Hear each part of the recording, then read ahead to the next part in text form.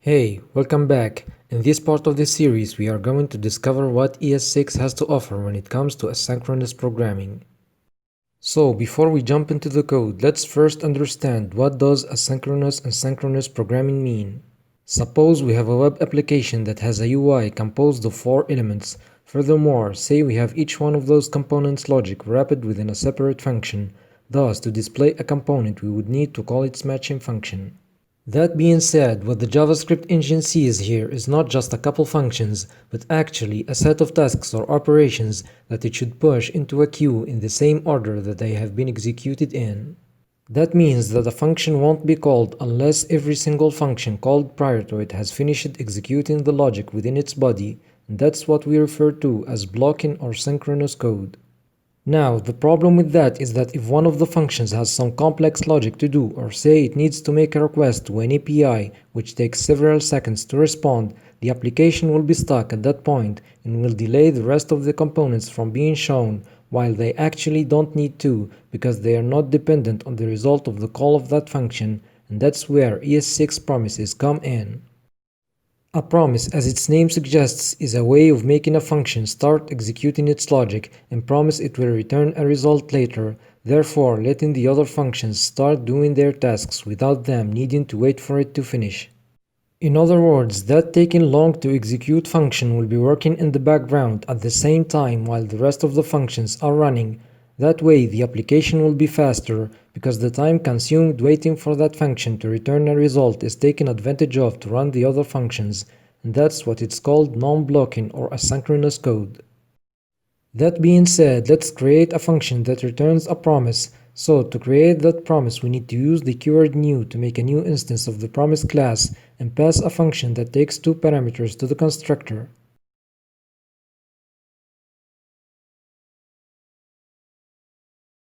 There we go, once called, multiply returns a promise in the pending state. Usually, when someone promises you to do something, you'd be facing 3 scenarios. The first is that you'd be waiting for them to see if they could do whatever they promised you to do or not. That in JavaScript is a promise in the pending state. On the other hand, if they could achieve what they promised, then that promise is fulfilled or resolved. However, if they fail, then that's a promise in the rejected state. Back to our code, as you might have guessed from the name of the function, it should return a promise to give the result of the multiplication of its 2 arguments. That said, the value of the resolved state here should obviously be the result of x multiplied by y. Now, suppose we pass something other than a number as an argument, a string in this case. As you see, the function returns a fulfilled promise, which is technically correct because a number multiplied by a string returns none in JavaScript. However, it's not logical for a mathematical function to return something other than a number, therefore it would be better to return an error instead. Long story short, we should use reject because that's a failed task. So here we are returning a string explaining the source of the error instead of none, which stands for not a number. That being said, we can use an if-else block to make that promise return the right result. So if the res variable is a number, the function should return a resolved promise, else it should return a promise in the rejected state.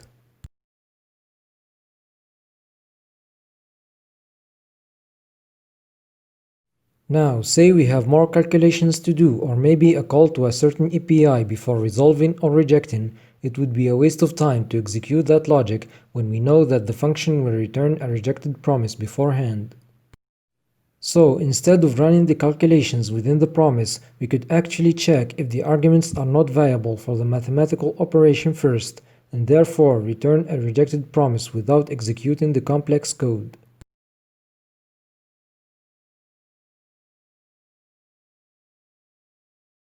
To do that, we need to call the static version of the reject method.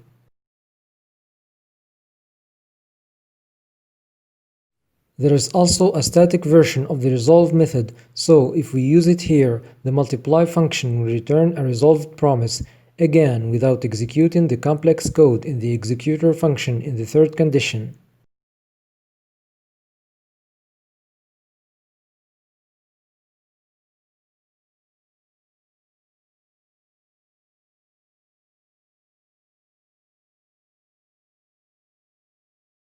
So now we have one of the static methods, reject or resolve, called if we pass a wrong value or 0 as an argument. On the other hand, we have the executor function called if we pass any number with the exception of 0. Now that we've talked about the creation and the states of a promise, let's focus on how to get their values and work with them after getting fulfilled or rejected. To work with a value returned by a promise after finishing a certain task, we need to use handlers. Handlers are basically a place where we define what to do after a promise resolves or rejects. Therefore, we have two handlers, one for when the promise is resolved, and the second is when the promise is rejected. That being said, a really important thing to keep in mind is that handlers execute their code only after every other operation is finished, no matter where the handlers are in the code or how fast the promise resolves or rejects, they are always set to be the last in the jobs queue. The handler for the resolve case is then. It's a method that takes a function as an argument, and within it we can set the logic to execute once the promise is resolved. The value variable set as argument here is the value returned by the resolve statement in the executor function or the static resolve method. So that done, now we have something to execute when the promise resolves, whereas we still just get an error message when the promise is in the rejected state. That means that we can't run any logic in this case because we still didn't create a handler for when the promise is rejected. To do that, we need to use the catch method, which similar to then, it takes a function as an argument in which we set the logic to execute when the promise is rejected. The value argument here is the value returned by the reject statement in the executor function or the static version of the reject method. Again, to better understand how the event loop manages the order of execution of those operations, let's log some messages at different parts of the code.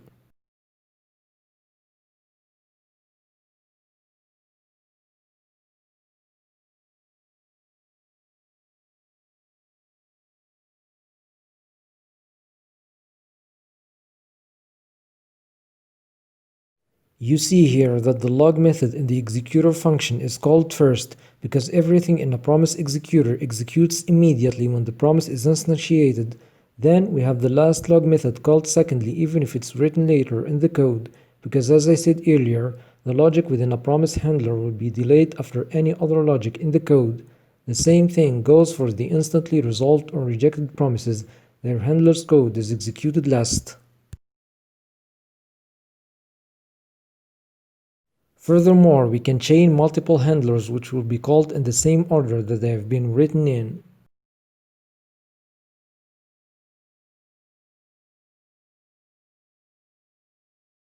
Moreover, to pass the result from one handler to the other, we need to use the return statement. That returned value is passed as an argument to the function of the next handler.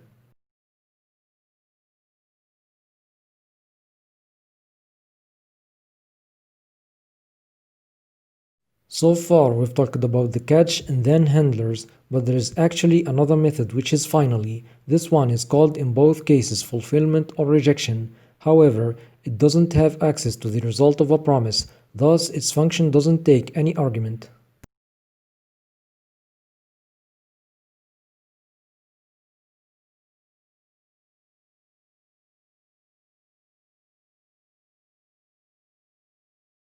Promises also have methods to deal with an entire set of other promises. For example, we have the all method, which takes an iterable of multiple promises, then returns another promise.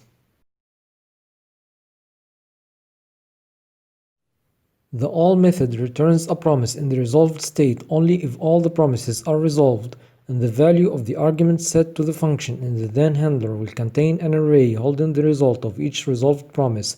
However, if one of those promises is rejected, P4 will contain a promise in the rejected state, and value will contain the value returned by the rejected promise.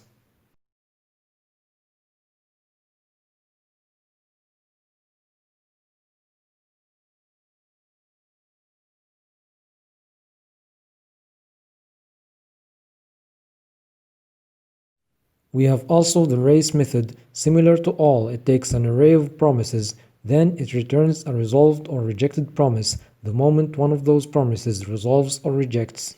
So in this case, all the three promises take the same amount of time to resolve, but since P1 is set first, it has a slight advantage on the others. Therefore, it was resolved first, and thus the race method took it and ignored the rest. Now let's add a delay to the promises that is calculated from the y argument of the multiply function.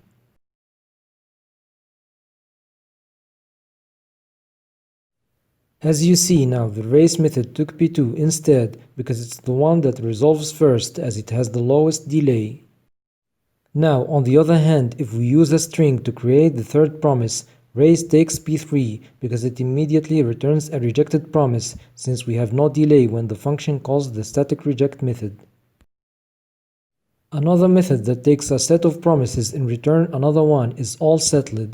This method waits for all the promises to resolve or reject, then returns a resolved promise. The value here is an array of objects, and each one of those objects contains the status and the resolved or rejected value of every promise.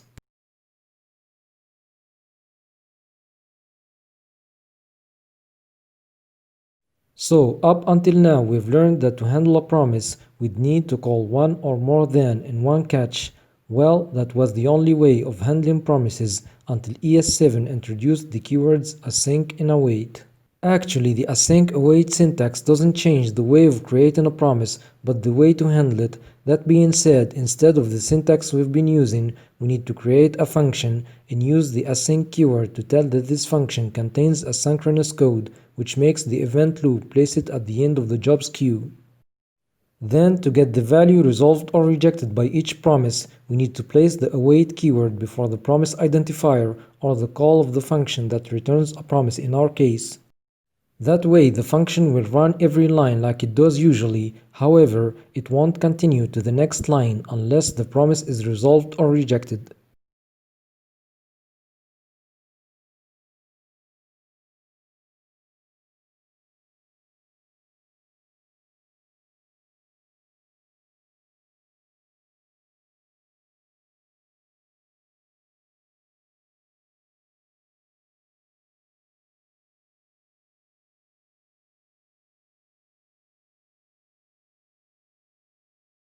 Notice here, even if the multiply function is supposed to return a rejected promise immediately, it still doesn't because it has to wait for the first promise to resolve, which happens to be delayed for 2 seconds.